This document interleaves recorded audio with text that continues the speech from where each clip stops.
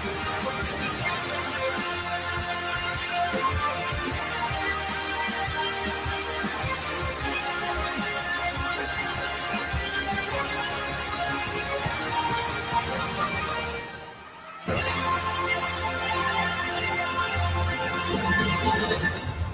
hey one and all, welcome back to PL Weekly episode 6, and we've got a Boxing Day cracker today for you.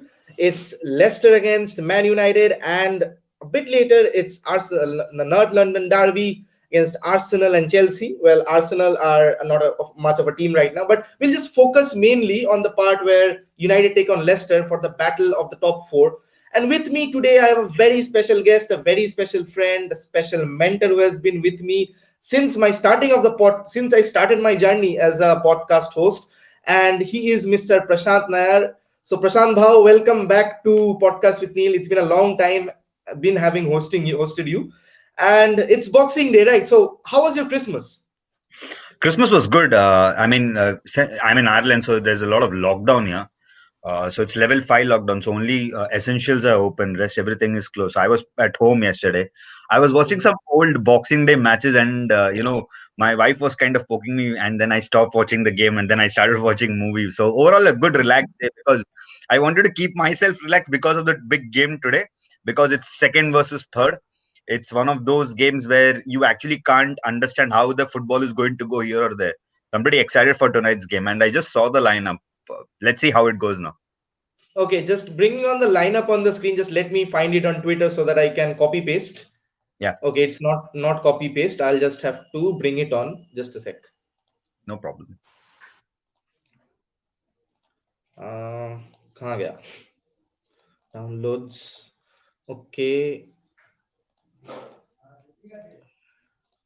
So this is the lineup. So United are going with a back three, if I may say. So De Gea, Lindelof, Bailly, Maguire, Martial, Rashford, Fred, Bruno, James, Shaw, and McTominay. Not essentially a back three. Probably Bailly playing as a makeshift right back because Aaron has his injury concerns because of overplaying and stuff. So seeing the likes of McTominay being restored into the team and Fred starting over Paul Pogba and Donnie van de Beek, does this come as a surprise to you? No, I don't think it was a surprise for me, because I expected a same lineup, just that I expected Aaron Wan-Bissaka on the right side, but everything else is same according to what I expected. Because any big game where you require a lot of pragmatism, Ole always goes with two defensive midfielders. We have seen that, and we even saw in the last game as well. Ole prefers a pragmatic midfield when it comes to a big game. That's because he kind of gets his assurance there. And I expected a same lineup. My only worry here is Victor Lindelof. I honestly didn't want him to start this game. I expected Tuanzebe or Bailly to start with Aaron, of course, on the right. But things have changed. I'm not a huge fan of Lindelof marking Jamie Vardy or Harvey Barnes or Maddison. That thought itself kind of scares me. And like Lindelof, we know that Lindelof has had his critics, but over the last few games, he has scored a goal. He has made a brilliant assist, and it is suddenly looking on the brighter side for Victor. But the likes of Bailly and Tuanzebe, who played out of position versus Everton in the Carabao Cup quarterfinal, don't you think that United have a dearth of selection at this point of time, a lot of options to choose from, and suddenly coming into form? So a couple of things, Neil, here. So first and foremost, I don't know, as a manager, what exactly is Ole's preference this year? Is he focusing more on the cup games, or is he focusing more on the Premier League? If it's more on the Premier League, then you should have a fixed 11, which we unfortunately don't have. We keep tinkering here and there. Now, second part is, we honestly have a good level or selection of players available, but how many of them are good enough to directly come into the starting 11? That's my fear. We have enough selection options in midfield, but is Tuanzebe ready for a full Premier League game as of now? No. Rojo, no chance. Eric Bailly, depending on which side of the bed he gets up. Against Everton, he was brilliant. I mean, Richarlison probably would, I really feel bad for Richarlison, but Eric Bailly put down a show. But I also remember probably that was the first time when Bailly went into a challenge and he came up and Richarlison and the other player went off. He also gives me the same 6-1 of Tottenham's nightmares as well. So I honestly don't know how many of these players are good enough from the bench directly coming into the lineup. It all varies. The only consistent player in this lineup, touchwood, it's Fred. I'm not counting Bruno Fernandes because Bruno Fernandes is a level, above all of these players. But Fred, Fred and McTominay, if I had to specifically combine, for me, the ideal player here is Fred because when Jose Mourinho signed him, a lot of people said 50 million, kind of waste player from Shakhtar Donetsk. He's a box-to-box midfielder. Why are you Mhm. playing at a holding role, etc., etc. This year or last year and also this year, Fred has shown he can do multiple roles. He can break down the play, Right. set the attack in motion. Of course, his passing range can improve a lot. But there are games where Fred's work rate is important, especially last game against Leeds. All the hype was around Martial, all the hype was around Bruno, McTominay, but everyone forgot what actually Fred did to Calvin Phillips. Fred Bruno kind of bossed Calvin Phillips at the same area where Calvin Phillips was supposedly getting the biggest hype in the season. So Fred is Absolutely. an integral part of our system right now, and he's the reason why Pogba is out. People keep forgetting that a 75 80 million odd player, a world champion, supposedly the generational talent like Paul Pogba, is out of the team because a Brazilian guy has decided to stand up and deliver consistently. The word here which we should all remember is consistent. A Fred does not give you a bad game very often, at least in the Mhm. last 18 months. At the last bad game I remember was the PSG game where he got a very stupid yellow card and then got subbed out. But Fred has been one of those people in this season, or Got if red United carded. are challenging for anything, or if United are challenging for anything, it will be Fred who will have the most impact, rather than any of our forwards or Bruno Fernandes to a certain extent. Now, talking now, as you rightly highlighted, that Fred has been such a linchpin in this Manchester United midfield. People often forget that Scott McTominay, he had a terrific start to last season. He was consistently going there, like Fred and McTominay was consistently delivering before the pandemic lockdown ensued, and after that, Ole reverted to his trusted enforcers in Matic and Pogba. And Hmm. suddenly, Pogba, his agent, is here and there again, starting with all his rubbish and bullshit. Yeah. Suddenly, this Fred and McTominay gives you the breath of fresh air. And we'll dive into the tactics a bit later. But Hmm. since we are talking about duos, why not this one? Why not Rashford and Martial? Martial has, I know you are not the biggest fan of Anthony Martial. He takes too many touches to score a goal and things, too many shots to score a goal. Hmm. But their interplay, we could have seen, we saw it evidently against Leeds, Yeah. against Everton. Hmm. These two, when they play together, they are like York and Cole regions. Expecting a big matchup from them tonight? You rightly said I'm not a huge fan of Marcel, but having said that, I don't disregard him as a player in completely. My only problem, which has always been with any striker who's played for Manchester United, at least in what my era of watching football is, I don't like striker who take 5 chances to score a goal. That's not Mhm. how you win titles, and we all know Anthony Marcel does not score if you provide him the first chance, he's not going to score.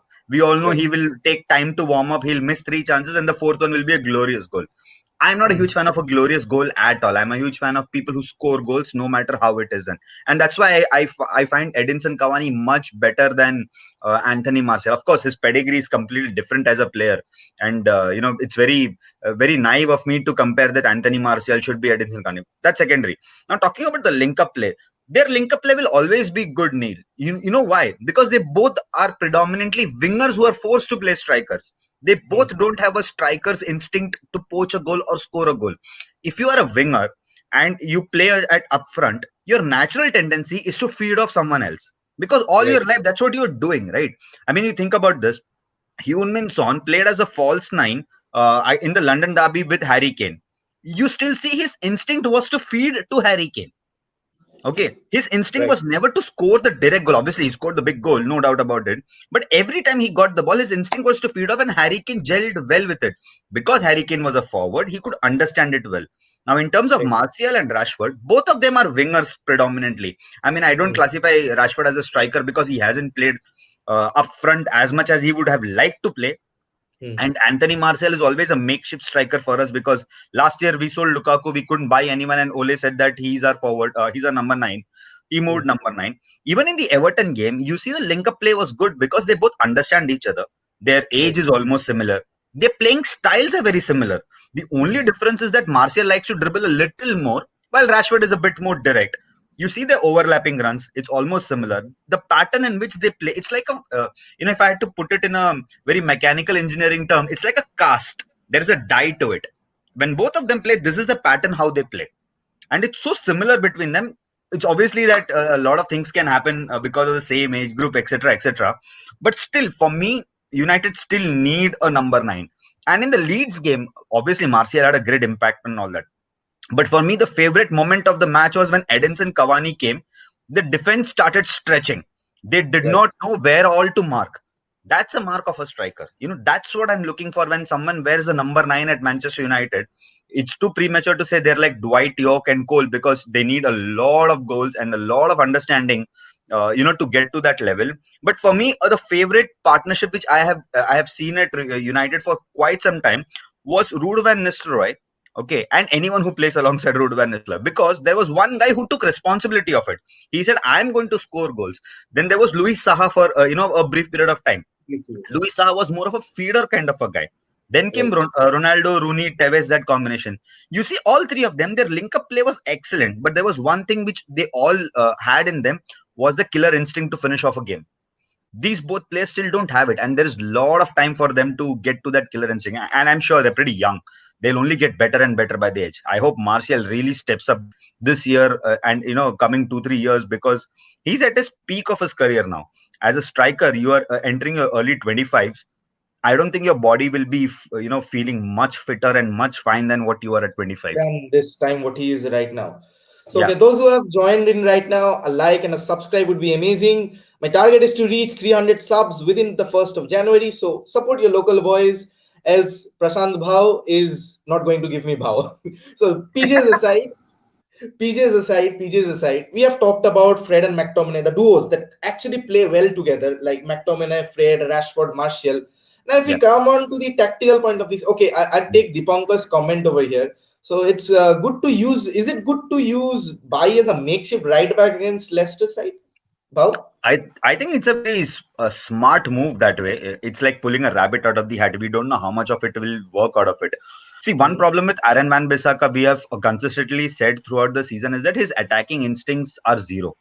I mean, it's very hard for me to say that he's a great defender, but he cannot attack. I mean, I don't remember an Aaron Van Bissaka trying to cross like any of the right backs who play. I remember last time I said I have seen Antonio Valencia cross, but I can never see Aaron Van Bissaka cross. That's a problem. Now, coming to this game, if you look at how Leicester are going to set, they are definitely coming through us through the wings, because they have pace. They are like Leicester are like Man United team. They only know to Right, hit on counters. right. Okay, and it's going to be pace versus pace kind of a game today. Eric Bailly has got one thing which none of the United defenders have, that is pace. Harry Maguire doesn't have pace. Lindelof doesn't have pace. The only guy I see who has pace is Tuanzebe, but he's too young for it. So obviously he'll be faster than these two people who are playing in the center defense. Eric Bailly Hmm. definitely has got pace. We don't know how much of his attacking instinct will help in a right back kind of a position, because the only thing I have seen Eric Bailly is to clear the ball. He's only known to do that. Like Dan Nothing James is playing above him. That might actually be, as you said, a rabbit out of the old hat, because Yeah. we might see Dan James picking up on top of the pitch, or maybe Rashford playing out But you right, think about and that this, right? defensive I cover mean, will be there. Dan James with the ball still does not give you any assurance of what he's going to do. Dan Hmm. James is like this headless chicken who gets the ball and runs. Right? He just runs. He doesn't know where to put the ball. He does not look up. I was watching this interview in the Amazon Prime Prime documentary of Leeds, where Bielsa had was wanting to sign Dan James, and there was a Hmm. part where he says he's a good player, got pace, but he has to look up and he's supposed to pass. Yes. It's a very young age. These are the basics of football which you're taught at a young age. When at a professional level, you can't teach these things, because there are some attributes which you kind of learn it and grow. For example, Wayne Rooney, when he started playing in the center of the midfield, he immediately started looking up a lot more quickly, because his instinct changed. Those are the things a footballer has to make adjustments to his own playing career, These are and the Dan things James has that to do it. cannot be taught actually. Yeah, these are the things. It's like scoring a goal. You cannot teach someone to score a goal. I mean, it's there in you and it's not there in you.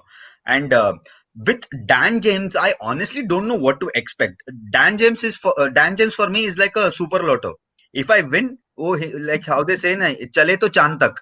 The last game he scored at against Leeds between the legs of the keeper, and everyone was like, "See, Ole's smart decision." I was like, "That's a poor goalkeeping. That's not a But great that finish." he did not have a very good game, to be honest. Like, we all know Yeah, that Dan James is always two decisions away from being a good player, and he doesn't take those yeah. two decisions at all. Never takes a decision, and he runs, and he has got good work rate because he's got good pace. Obviously, he covers a lot of distance with the ball. But I never found Dan James as someone who will break down the game. I can always say this about a Matic, a McTominay, or a Fred for that matter, who will break down the game. They'll Hmm. understand, they'll look, they'll pass, they'll run, whatever. But with Dan James, I only know that if the defender misses, if he's one on one with the keeper, 70% he will hit it out. Rest 10% he Like, will I hit to don't the keeper. understand. He's in a good position. He doesn't pass. He tries to be Yeah. that Vita Coutinho all the time. I don't Yeah, get yeah, this and at it's all. annoying after a point of time, and that's when in the start of the season, in one of the podcasts, I said he needs a loan for himself, not for Man Right. United. Man United will put another young winger from the youth system, and just to fill the roster of the 30 Premier League Diallo is clubs. coming up Yeah, soon. whatever, whoever you want to put, Man United will put it. But for Hmm. Dan James as a player, he has to go Hmm. to a lower Premier League club, something like a Burnley, a Newcastle, or Leeds for that matter of fact, where he can understand that being a winger, you need to bloody cross the ball. You need to start taking decision where you're going to impact the game, not just run the ball. The only player who I can see who can run the ball and still make an impact in the game is Cristiano Ronaldo, because he is Cristiano Ronaldo. Right, that's what he did at United. He literally got the ball from the wings, ran, scored, came back, ran, scored, whatever was the whole transition period was. But Dan James cannot do it. He has to understand himself, and small parts of the game. It's like I'm being a father who's being critical of a son who I know has got potential, but the son himself doesn't want to learn anything. For that, the father cannot help you. The son Right. has to understand that there are drawbacks in your game. Totally. Like, Dan James, what I feel about Dan James is he's basically Gabriel Overton with better hair. But moving on to the tactical side of things, as I promised. So those who have just joined in, a like and a subscribe would be amazing. My target is to 300 within 1st of January. Support your local boys. Come on. So if I just highlight this on screen, Hmm. as you see, this one, this is where Leicester usually defend. Okay, how? Hmm. So Hmm. United's most of their attacks are through their left. We know how predominantly left-sided United have been throughout the season. So Yeah. see their channels. They I think you're defend in in a four. Kolkata, right? You're in Yep, Kolkata right now, right? yep, And you're yep. talking about the left. Nice. I like it. Okay, so I'm back. No, the reason Santa Claus, there's a reason Santa Claus wears red, right? So Jokes apart, sorry. okay, coming back to a red team that I'm supporting tonight, it's Man United. No political affiliations needed. So this is how United, the red side, are predominantly left motived, Hmm. Hmm.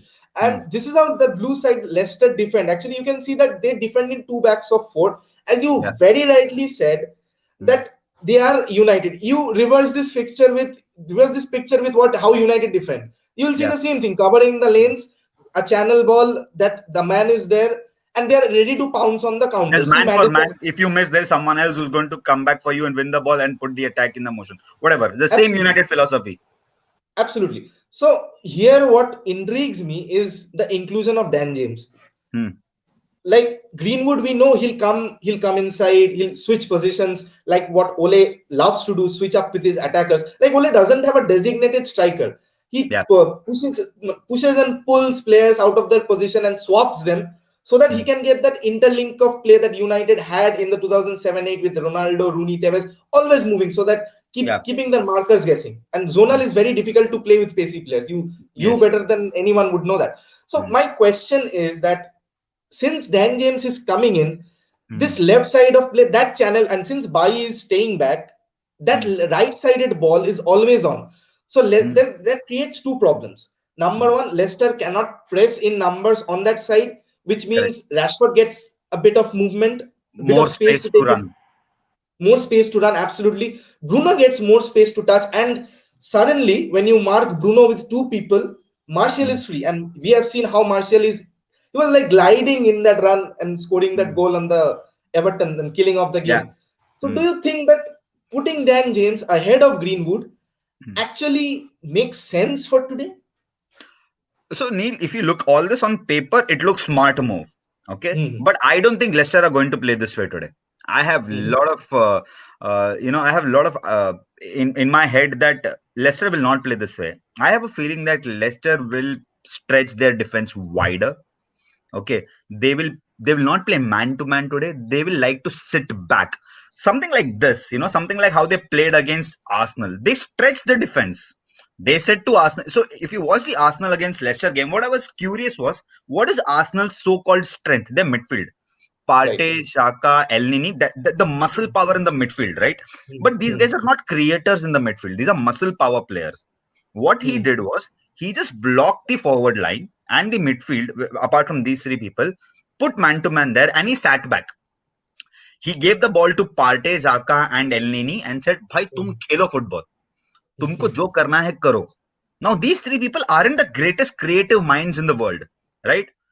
they Right. they started passing between them, and they started to find I think in that game they didn't find Aubameyang. They tried to find Lacazette multiple times. Okay, James Justin won the ball, and he set the ball on counter, not once, Right. not twice, multiple times. I think Arsenal are going I think Leicester are going to go with this kind of a formation, because everyone on planet earth knows that we are none or nowhere without Bruno Fernandes. Okay, he is our creative outlet of this team. Once we shut Bruno Fernandes, there is Hmm. nothing creative coming up from, at least as long as he's on the pitch.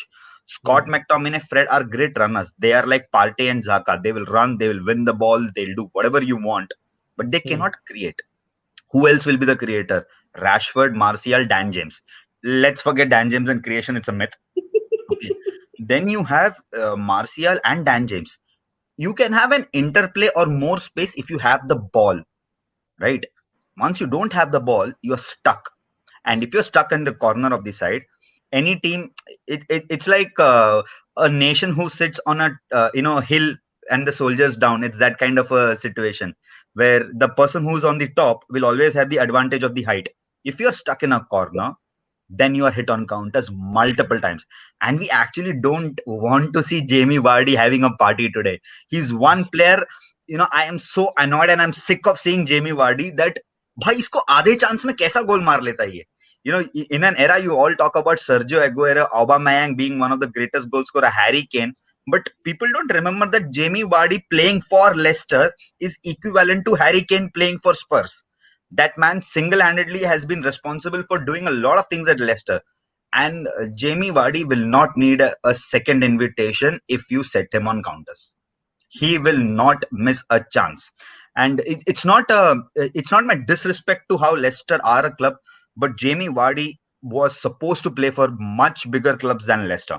I mean, Right. if he was a couple of years younger, I would have signed him at United ahead of Edinson Cavani or whoever we are going to sign, because this man smells goals from nowhere. Inside the box, you give Jamie Vardy a chance, he will bury it. Now that's one Jamie Vardy. We are forgetting about two other players who are always, they're like those mosquitoes inside the food, where they're just lurking here and there and you can't mark them out. One is James Harvey Madison. Barnes and Madison. Harvey Absolutely. Barnes and Madison, two of them. Both of them have got a lethal left and a right foot. I honestly don't know if Madison is left foot or right foot, because he passes with both and he's very Hmm. accurate with his passing. Obviously, predominantly more right. And there is Harvey Barnes. Harvey Barnes is what I thought Anthony Martial would be, in whichever form of life he takes in some time. That gentleman, Harvey Barnes, has got a very clear picture or idea of what he's supposed to do. He knows that his only job is to feed the goddamn striker and not to Right. make fancy runs. Not to run here and there, not to lose your position. Stay with the player, run, work for the ball, come back ahead. And if you get half a chance, Harvey Barnes lets it out loose. And that's a bloody brilliant goal whenever Harvey Barnes scores. Okay. Actually, Now, Harvey Barnes is what we expected Dan James to be, like that direct form of play, that what Dan James started, and I honestly suddenly didn't you expect get. anything from Dan James, to be very honest with you. We signed him from a championship team, right? And Hmm. we and we signed a player who was supposedly to be potential. And whenever I have seen Dan James, I honestly don't know what potential are we talking about. Are we talking about a potential of a sprinter? Then yeah, fair point. In terms of a potential of a footballer, maybe I'm too I would Optimistic. say I'm a too stringent in that way, where I don't want to look at the benefit of Dan James in the squad. But I'm Hmm. not a huge fan of players who just run and make space with the ball and then don't know what to do. Yes, making running and making space is one of the most revered or attributes of a winger. But if you But don't not know what to do with utilizing the them is ball, a crime. yeah, if you don't know what to do with the ball after you make space, then there is no use of running. I rather play from the center midfield. Absolutely. So we talked about Jamie Vardy. Now, if I just go back to one of the transitional slides Mm. that I had posted. Yeah. Now, this is how Leicester lined up against United in that 1-0 match where Rashford scored a penalty last season. Hmm. And this is where a side without Bruno Fernandes. Yeah. Okay. Hmm. So here you see Leicester going as their tactics man for man. Lindelof marking Jamie Vardy is like Yeah. heart Nightmare. attacks waiting in motion. Yeah. And Scott, the same pair, Scott and Matic was there, but Scott and Fred will be starting to the similar role. Hmm. Dan James out wide, Rashford outlet, Martial. More or less the same 11 that United put out, barring Bruno Fernandes. Andres Pereira started that game, or Jesse Lingard, I don't remember actually. Lingard Now scored you in that see, game. No? no, that's the reverse fixture, the last one. Oh, This is the sorry, you're talking fixture about the at the first start of one, the season. start of the Yep, season. Okay. where Rashford penalty 1-0. Rashford penalty. Okay, my bad. Huh? Here you see this Hmm. space, the referee where he is standing is where Bruno Fernandes occupies the space Yeah. between the defenders and Hmm. the midfielders, where it is very difficult to mark. Like if one defender comes out, that creates space for the strikers. One Correct. midfielder drops down, that creates space for the defenders to push up. Yeah. So here Hmm. it doesn't feel, it makes complete sense Hmm. that what we were discussing initially, that United Yeah. are nothing without Bruno Fernandes. Hmm. And suddenly, with Bruno Fernandes in this pocket of space, without being marked, because there is at least one guy who is going to be free. It's Hmm. either Bruno Fernandes, it's Or either Rashford without the or man to man, Martial. Yeah. or Martial, without man to Yeah. man. Like Yeah. Yeah. you need two people to stop Bruno at times. Yeah. That Yeah. and he's so brilliant. That guy is so cheeky. He feigns to take a touch and he slips it with Hmm. a side back heel or something like that. We have seen him do multiple times. Yeah. Either he turns. So how, going to that same age old question again, Hmm. how important is this guy going to be? Not the referee, but Bruno Fernandes. I hope we get a penalty, but I'll take anything at this point of time. So, how Hmm. influential is he going to be in today's match? I know this is a straightforward answer, but I want a Hmm. tactical insight from you. So for a couple of things, okay, Bruno Fernandes is not all about space. Bruno Fernandes is Hmm. all about the aura of Bruno Fernandes. There are a couple of things which I like about Bruno when he walks onto a sorry, to a football pitch. He walks in as if he knows that this is where I want to play. This is my home, and you are the guest here. And he is the host, so he's got that always dominant side to his game. I have never seen Bruno Fernandes in a game little flustered, little angry, little annoyed. We have seen Fred, Matic, McTominay when you don't get the ball, kind of irritated. Bruno Fernandes purposely calls out his teammates in the game and tells them that, you know what, I am doing this, then you're expected to do this as well.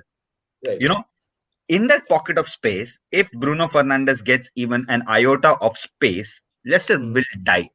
They will not know what to do with Bruno Fernandes. And there are a couple of reasons why I'm saying that. Forget the touches, etc., passing, assist, goals, whatever stats you want to measure, and then prove that Kevin De Bruyne is better than Bruno Fernandes. That's all for the statisticians to do, not my job.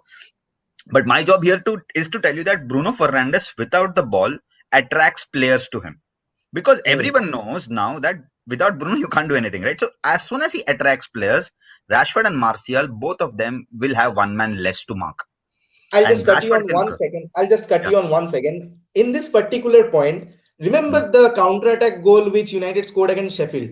Three Yeah. men went to Mm. block off Bruno, and we just let slip that side back heel pass, and United Correct. finished that move. Yes. Bad defending from the goalkeeper, but Mm. United finished that move. That is Ramsdale the was a brilliance, horrible. right? Ramsdale had a horrible day that day, so I don't blame poor guy. I mean, we were destined to Still win. came up We with were four just, other saves that he would have yeah, missed yeah, against us, Raheem Sterling. yeah. I The mean, curse of United's goalkeeping oppositions, like Levi Yashin aa jata hai khud. हाँ Every सही में. game. Every game, someone or the other. I mean, आज Casper Schmeichel will say it was my boyhood club I supported. Today, I want to be Iker Casillas, who won the Champions League at 17. He'll be that kind of a goalkeeper. The other day, he considered a horror goal. Now, today, he will be on top of his form. Anyways, that's one, right? The lack of, the more space you give, more lethal Bruno Fernandes becomes. Second thing is that what people forget is that Bruno Fernandes has got a long shot in him as well. It's not that he only scores penalties. Bruno Fernandes' goal against Everton last season, where the ball bounced in just in front of the keeper. So I was talking to a friend of mine, a Liverpool fan, and he was telling me, the hardest ball to stop for a keeper is not the one which is The one directly that flying in the top corner, because your instinct takes over. But the one which bounces in front of you, because you have less very good. time to react, right? And the ball, you don't know how much the ball is going to bounce. And most of the shot which Bruno Fernandes takes bounces right in front of the keeper, which Right. makes it difficult to save. The last point about the space is that Bruno Fernandes' passing range, right? It's not just forward. Bruno Fernandes knows to slow down the game as well. So, for example, in the game against Leeds, when he saw that United players were running and running, there was a moment of time where they were almost tired. Bruno Fernandes got the ball. He just slowed down the game, passed the ball to Fred. Obviously, Fred, with all the brain in his head, again set it for counter attack. But his intention in that particular moment was to slow down the game, because he saw that everyone was running a little more than what Leeds were running, because they were closing down The fast. breather was needed. Yeah. And Bruno Fernandes wanted the ball to himself, but he was suddenly marked by Calvin Phillips, and he suddenly passed the ball to Fred, with an intention to slow down the game. In games like this, where it's going to be high pace, fast, free flowing, counter attacking football, you need someone to slow down the game as well. And if your center attacking midfielder can do that, then a lot of defensive duties from your defensive midfielder is left, because at that point of time, a defensive midfielder can just break down the ball and pass, because he knows someone up above, like just ahead of him, has got brains to do that, which I don't think a Van de Beek can do. Van de Beek, as much as is intelligent, cannot break down the play or cannot slow down the game. Van de Beek will He's find the one space who's in going that to also. pass to Bruno. That Exactly. link between attack and defense. Correct. And I don't know if Pogba can do that or not, because again, it depends on what his agent has said to him in the morning. If his agent has said, Juventus are scouting you for this game, Pogba will drop 100 million show. But if his agent says that Leeds are scouting you, then he will drop a stinker. So it totally depends on the big man. Like the Everton game, I was like went on a rant the other day. It was in Mm, Bengal. You can check the rant section. So that mm, Pogba, he played good, but at times when he lost the ball, like bloody mm, Bruno Fernandes from behind him, from mm, like 10, 20 yards behind him, came and outpaced him to chase back the ball. The mm, bloody referee ran past him, and mm, Pogba cannot make that. It's sure that he has his athletics and stuff, but what Solskjaer wants to play and what Solskjaer has his ideology set on this team is that mm, like that signing of the potential signing of Caicedo or even mm, Jan Bissouma or mm. midfielders like that who are strong and fast. Mm. Even the likes of selecting Fred and McTominay consistently. Yeah. Haters will be saying that there is no creativity. That but Fred and McTominay won the match against Leeds. That Yeah. absolutely went under the radar, and suddenly Ole haters are shut. Don't you think so? How? Yeah. So I don't know about the scouting process of what's happening at United. Obviously, we are. If it was Jose Mourinho who signed these players, people would say, "Arey yaar, he's signing the same kind of players, a little bit old, tall, fast players. Abhi counter attack nahi hoga," because that's what Jose Mourinho always did, right? He likes tall, Yes. slow players, but clinical players. Mm, United are signing prospective players who can be world class. Let's say mm, a Bissouma or a Casido, whoever. The prospective players. Now, I honestly don't know how to look at it from a very sane perspective. If I had to use the word sane, I don't know how to look at it with a sane perspective. Fred and McTominay may have won the match. It's like saying this. Okay, let me put it in a very blunt and not so popular view. It's like saying this. United did a big mistake by letting go of Ander Herrera. Okay, it's like saying this. I honestly couldn't care if Ander Herrera stayed at this club, because for me, Ander Herrera was nothing but a passion merchant. What did luck. he bring to Yeah. the game? Nothing. Did he bring anything? He brought consistency. I'll give him to that. Okay. The same player who demanded so high wages is now warming the bench at PSG. Playing Okay. right back at times. whatever. I'm not even going into that. If he was so good, as fans say, some fans say that he was so good, United made a big mistake. I read a tweet somewhere. It's a bigger mistake than letting Yap Stam go. And I was like, really? Yap Stam? How many of you have even seen Yap Stam play? But forget that. Uh, it's like saying Ander Herrera deserved more wages, United should have paid, etc. I'm not going to the wage part. I'm going to talk about what did he bring on table for you. Okay, nothing. One game against Eden Hazard, very man-marked. One game against Liverpool, where he had a great show. One game against Chelsea, where he scored and assisted. Apart from that, I don't remember Ander Herrera's term at Man United. All I remember is that he came with Marcelo Bielsa's Bilbao and rammed Old Trafford for fun. That's it. That's my memory of Ander Herrera. But with Scott and Fred, I can say for two things that either of them, right? Like both of them complement each other's weaknesses well. Whatever Absolutely. is the weakness of Fred, Scott McTominay pulls it up. And whatever is I the weakness of Scott, Fred takes it up. That's a partnership. Now, looking at how the Pogba situation is of all the players coming here and going or whatever Pogba is, I honestly don't think that Pogba can run back and win the ball. That's not his forte. Pogba will never do that. For that, in France, N'Golo Kante did it for him. Here, Bruno is doing, or Scott is doing, or Fred is doing, whoever is doing, whatever. But Pogba will never go and win the ball as such. I mean, I don't see Pogba doing it. I honestly don't see Pogba even setting up a counter attack as of now because his head is clearly not here. Right. If he wants to be here, then he has to sign that extension deal and then whatever we can talk about it. As of now, I don't want to bring Pogba in the conversation because even the manager is not bringing up in the lineup. So I'm okay without a team with Pogba. But my focus for the entire United season is on 10 other players apart from Bruno Fernandes because Bruno Fernandes has clearly proved what he is capable, etc., etc. But these 10 players has to stand up now. If they don't right. stand up now, when will they stand up? United have a shot at the title. I'll not say we'll win it or we are going to fight for the title. No, I don't think we're going to fight for the title. We have a shot.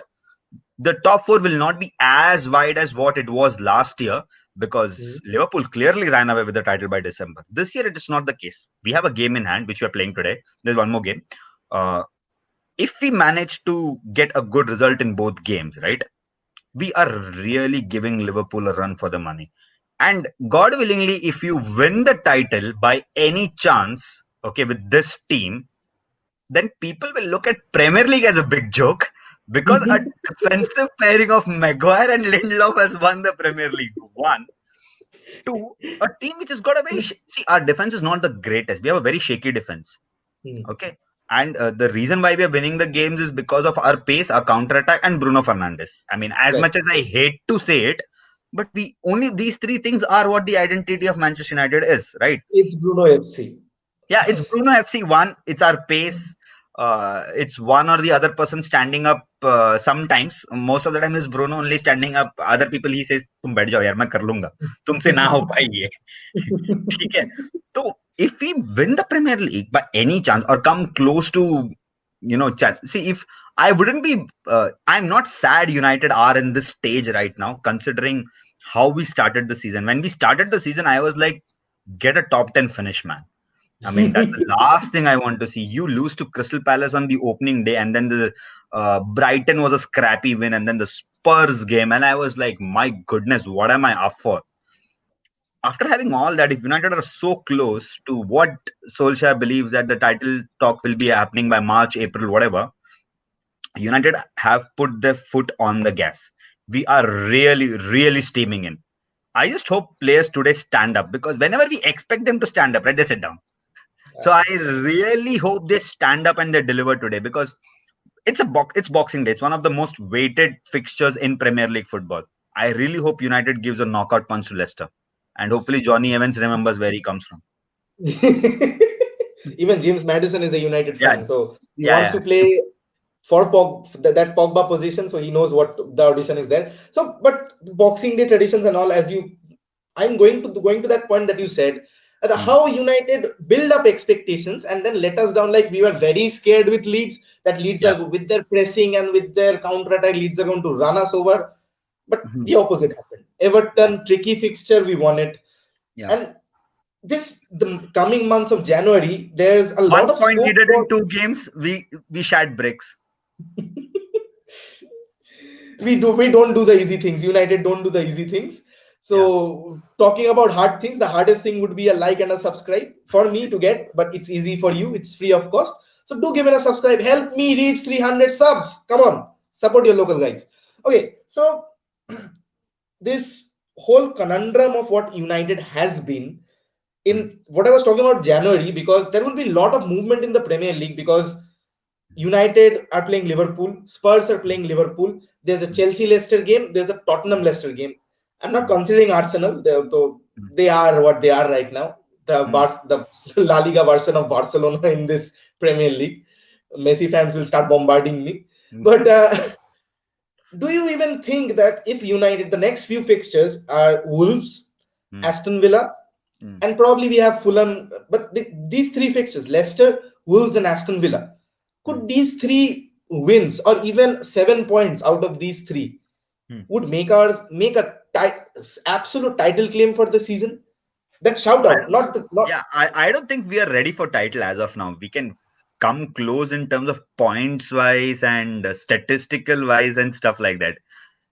Let me give you an example. Okay, how title winning teams are. Mhm. Van Dijk got injured. What did every one of us say? अब इनका Liverpool defense guy. देखो कुछ नहीं होगा. ठीक है. Thiago Alcantara, the big signing, got COVID first and then got his ankle injured or something. He's not even Mhm. playing now. Okay. What did we say? Signing था फालतू हो गया. Naby Keita, who's out of form, was forced into the Mhm. lineup. ठीक है. Mhm. Salah tested positive for COVID, out of the lineup. Then Allison got injured, tested positive for it. You're talking about potential 5 players who are an important part of playing 11, right? And all of them got injured or tested positive for COVID. What happened to them next? They replaced them with Diego Jota. Kaler, their young goalkeeper, stood up. Mhm. Whoever was playing a different. Naby Keita stood up to a certain extent. Minamino stood up to a certain extent. Mhm. When you talk about a title challenging team, they are not bothered by individuals getting injured or Right. individuals getting sick or whatever. Obviously, pandemic is a difficult time, and sadly, these people are affected. But that's how teams win the goddamn title. They have a determination to win. God forbid if Bruno Fernandes has a niggle. I'm not even talking about an injury, a niggle. It's bound to happen. I mean, I don't want to jinx it. It's bound to happen. The amount of games he's playing is ridiculous. He's playing in And the the cup. amount of work rate he puts in as well. Yeah, and you can't remove that from him because he is what he is, right? God forbid if he gets a niggle and he's out for a couple of games in one of those 2 games you mentioned, do you think United have the firepower to even overcome them? That's your answer for Very title. difficult. We have to put our all our mortgages on See, Paul every Pogba. 90 Not minute, enough. yeah, every 90 minute, we don't know who's going to get injured. That's how football is, right? Honestly, Absolutely. in life of me, I never imagined that Richarlison would have such kind of an injury. Or forget Richarlison, Raul Jimenez with David Luiz. What a horrific injury. Both went Mm. for the same ball, right? But you don't know what the 90 minutes will happen for you. And in United's case, God forbid if that niggle happens to a Bruno Fernandes or whoever, we are screwed. And because we don't know who will play there, we are so dependent on them. That's why I say we are not ready for the title. We need a better team to start win that. And like I said, if we win the title with this team, people will look at EPL as a joke. They'll just laugh at English Premier League.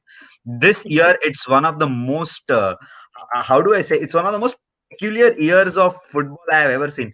You're talking about Liverpool at the top, Leicester second, Everton, United, Everton, Chelsea. Supposedly, Chelsea were, going to win the league with all the signings they made. Mhm. Tottenham, who were going to win the league with Liverpool 3 games back, are suddenly finding themselves in sixth or seventh.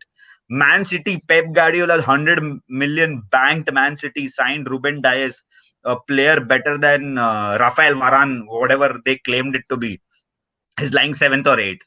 This year's Premier League is crazy. And all this team, okay, when I'm talking all this team, they could not beat a team which has got only one tactic, which is counter attack. Pep Guardiola parked the bus more than what United did that game. And when I Absolutely. was watching that game, and I was like, what really? Pep Guardiola is parking the bus against Like this I have United never team. seen Pep Guardiola come out with two defensive midfielders in Exactly. any game. Yeah, I mean, he clearly knew that he can't. Obviously, he's learned a lesson after Ole spanked him for multiple times that you can't give space to this United. So what did he do? He did not give space to himself also. Forget the team. He did not give space to himself also. He just blocked the team. So I think title challenge is too premature now. I mean, a lot of time for a title challenge. Now, talking about title challenges, let's turn our heads to the other side of the table. Hmm. So this match is also going to take place at 10 p.m. I like how IST. you said the other side of the table. Like Arsenal fans, please forgive me, but in every rant video, in every FPL video, in every podcast, it does not complete without giving Arsenal a nudge here and there. So But actually, they are in the 15th place in Premier League table. So 5 minus 1 is 4. That's Arsenal's place only. So Arsenal's place under Wenger. the permutation combinations are all setting up in. But Chelsea Arsenal has seen some very good battles over the years. I know this Yeah. is a different Chelsea side, and this is not even an Hmm. Arsenal side, whatever Hmm. they're putting up. So, do you think there is a chance of Chelsea scoring 3 goals, 5 goals, or 7 goals? And I honestly don't know what to expect from Chelsea. Okay. Chelsea are more inconsistent than what we are as a team. Okay. Hmm. One game they're phenomenal, and other game they're absolutely rubbish. But I I would have like Warner as to. captain. Okay, I'll not comment much.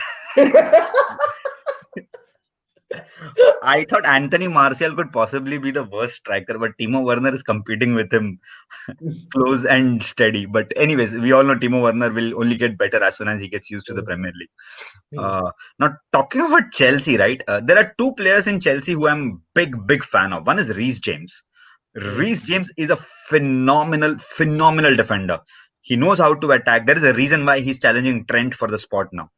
Okay, Hmm. phenomenal attacker, phenomenal defender, very sensible.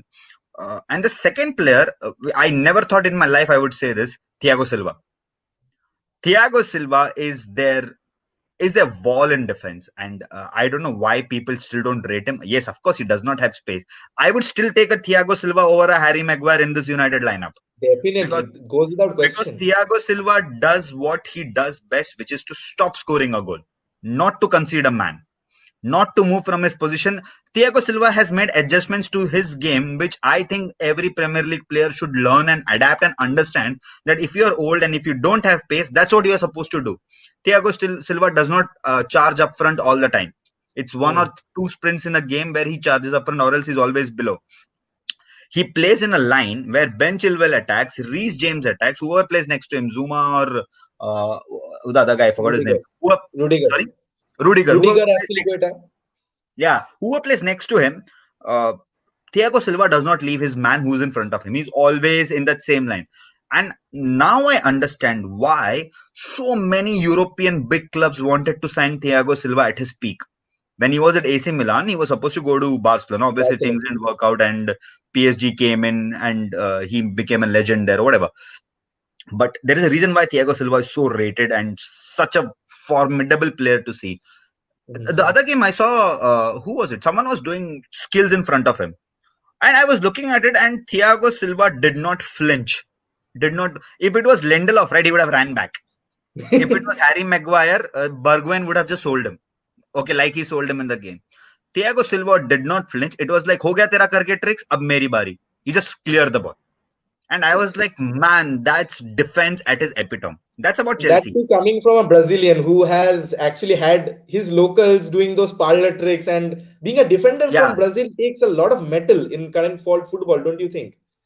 I mean, there are not a lot of great defenders from Brazil who survived in the Premier League for great extent. I don't think David Luiz is a great defender, so that's about it. And your club is in big trouble if you have David Luiz and Willian in your side. It's a big problem, Let's especially in not the get to late third. Mustafi even. Okay, what do you think? What do you think of Mustafi joining Barcelona? That's a rumor, right? What They're even not that in the rumor? same. Even that rumor is funny.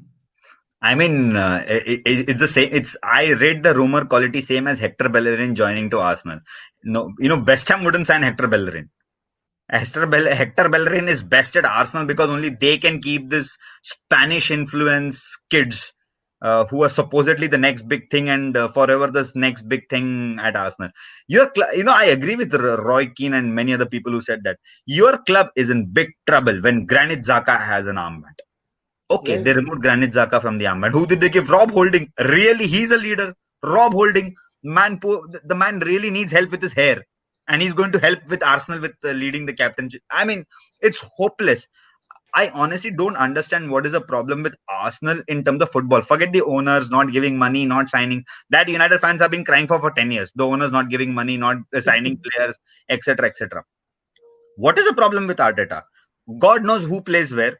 Because one game, Aubameyang is on the left. Alex Lacazette is number 10. Really, one of the clinical strikers in the Premier, in the League Arsenal One, squad. whichever, yeah, in League One where he was. You are playing him as a secondary striker. Really, you play 4-4-2 up front. You have Kyron Tierney who can cross the ball well. You have a Bukayo Saka. You have Eddie Nketiah. Just put those kids on the wing and try to Even cross on the a ball. Gabriel Martinelli, who's come back. Yeah, Gabriel Magal. I mean, you look at that guy, 20 years old, Martinelli. bright spot. I'm talking on the defender. Gabriel Magalhaes is Uh-huh. his 21-year-old Hmm. defender, Hmm. bright spot in this guy. Martinelli is different. I mean, he's coming back from injury. I don't want to rush him, etc., etc. Right? Hmm. That is one part of. That's one part of how I want to look at Arsenal. And if I was a neutral, and if I really wanted to give some advice to Arsenal as a club, and if Arteta was ever going to listen to me, I would just tell him just drop David Luiz and Willian and get William Saliba on He'll a he'll French get he'll get at you with statistics. a 67% chance of winning the game if he listens to me. Dude, you have That 100% chance of escalated losing down the to game if you. 9%. I'm just From saying that, 67 to 9. yeah, you have 67% chance of losing if you listen to me, but you have 100% chance if you listen to your head because you clearly can't fix this. Okay, You know it's what, Arsenal, on a brighter note to Arsenal, yes, Arsenal fans, I'm talking for you. You put one creative midfielder in there, this side totally changes. And Mesut Ozil, I don't want to speak about that. I've spoken about him. Whatever is happening inside, it's inside the club. It's between Mesut Ozil and Arsenal board. And as soon as they get a creative number 10, not a Danny Ceballos, but a number 10, this hmm, midfield totally changes. Okay, we'll cut to that with Arsenal Chelsea. Will if we can do a pre-match segment, I'll talk about that later. But it's just 5 minutes to the yeah. kickoff of this Take vital off. match and predictions. I think it'll be a draw, nil-nil draw. I don't think it'll score much. I have Both a teams feeling. canceling each other out. Yeah, it'll be a 1-1 draw or a nil-nil draw. Both United are more pragmatic than Leicester in this game because Leicester can't be pragmatic. They don't know what is pragmatism. It's not. It's not there in Leicester's squad. But United will be pragmatic this game. All three results for Mm, Leicester aren't mm. problematic for them. So Yeah, United, even if it's a draw, would you take it? I'd take it. I'll take it. In this I'd busy hands fixture, I'd down take it. definitely take I it. mean, you think about it, right? We are what 26 points. Liverpool are 31, which is 5 points different. If we get a draw, 27, Leicester will be 28. And if Liverpool wins the game 34, it's still 6 points. It's catchable. It's not like 12 or 15 points where Man City were last season, where it was just out of, or last season or this season where they will be this season, where they can't catch Liverpool. 6 points is still catchable because Premier League can change very quickly. Right? And we are yet And as I said, January has a lot of fixtures. We'll yeah, see. and we We'll are see yet to who face gets it. Liverpool, and it's a big game. Passion merchants in this United squad are too much. They will all come alive, like they came alive in the Leeds game. Jokes apart, but I'll take a draw in this game. I'm not huge. I don't know what to expect from United team. Honestly, that game against Leeds broke me. I was like, "बाप रे, 3 minute में 2 गोल. ये क्या हो गया?" मैं FIFA, and I was telling my wife was looking at me, "तू FIFA नहीं खेल रहा है." Like this is United. Because in FIFA when For I a play, team that I score has 2 goals. started so slow Yeah, and did because not when score I before that in the first half, yeah, and when I play FIFA and with my that too wife, I at score home. 5 goals. Yeah, I score 5 goals in first half against my wife in FIFA. And then she's like, this is cheating You and all, cheater. right?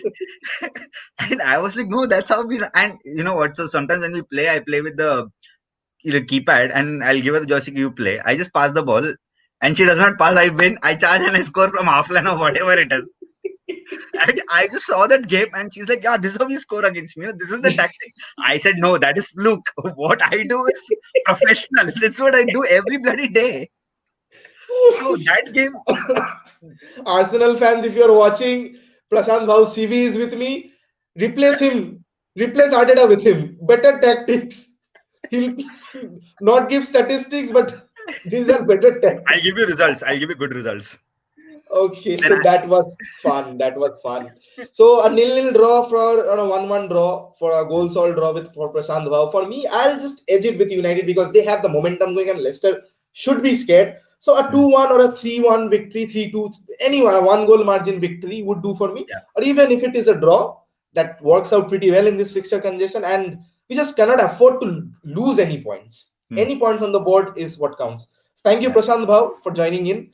No problem. Do not play more FIFA with your wife, and I'm sure Mrs. Nair will be like Barcelona and you will be like Bayern Munich. So, or Anyways, even man, you will take be care. like All the United best for and the game today. I really hope we have a good game to watch. absolutely, absolutely. So just 2 minutes from kickoff. I'll leave it up there. A like and a subscribe would be amazing. 300 subs within 1st of January. Support your local boy Neil. It's the best host in India. So thank you, Prashant Bhau. Leaving it till there. And bye bye for now. Thank you for watching in. We have a lot more podcasts tuned in soon. So keep watching, keep supporting, and keep help me growing. Thank you all for what you've done in the last 10 days. I have almost had around 200 subscribers, and your response has been amazing. So keep that up, keep the energy high, and let's hope that Man United come up victors against a formidable Leicester side. This is Neil, podcast with Neil in Netflix Football, bidding you a good time and Merry Christmas and a Happy New Year. Bye bye for now.